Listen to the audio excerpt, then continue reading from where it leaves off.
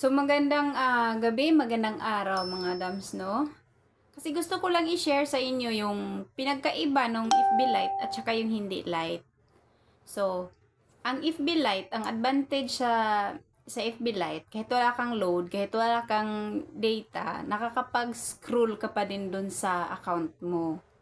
While kung sa FB ka, pag wala kang load, hindi ka nakapag-scroll. Ganon, wala kang makikita. Ang disadvantage lang kasi nitong Lite, kasi hindi siya updated. Yung bang late siya palagi kung ano yung mga achievements mo doon. Kagaya nung mga challenges ko, mga weekly challenge ko. Pag hindi ko siya i-login doon sa hindi Lite, hindi ko malalaman na complete na pala. Tapos, yung mga numbers ng halimbawa dun sa challenge, 'di ba? May numbers 'yun kung ilang followers dapat kukunin mo sa isang week. Tapos kung ilang reels ba yung kailangan mo at ilang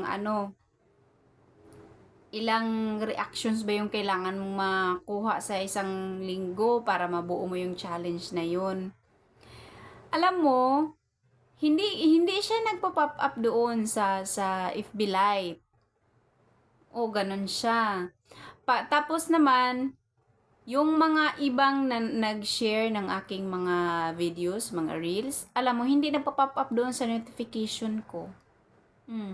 Tapos, pagka minsan nga may mga star sender sa akin, hindi nga mag-pop up doon sa notification ko kung hindi ko iisa-isahing i-view yung aking yung aking uploads. Doon ko malalaman, makikita ko doon sa sa comment section, may 2 hours, 4 hours ago na, tapos hindi ko man lang napansin kasi hindi na-pop up doon sa aking notification.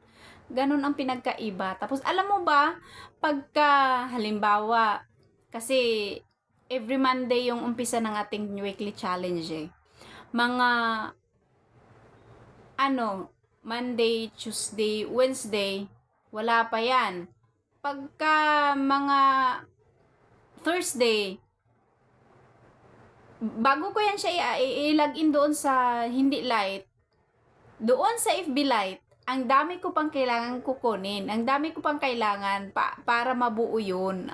Baga, nangalahati pa ako sa challenge. Minsan, hindi pa nangalahati. Ganon. Pero alam mo, kapag i-login ko siya doon sa hindi Lite, naku dam, nag-pop up siya doon sa notification, complete all challenge na pala ako. Tapos merong mga nag-share ng aking mga videos, doon nag-pop up siya, nakikita ko.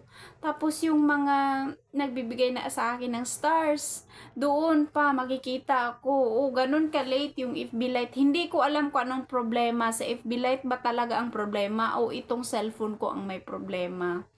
Oo, late siya.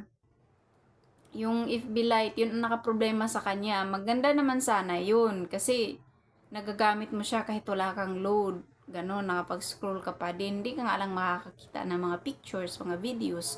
Pero yung mga mga words lang na mga posting, makikita mo pa rin, mababasa mo pa din. O, ganon. Ganon ang pinagkaiba nilang dalawa.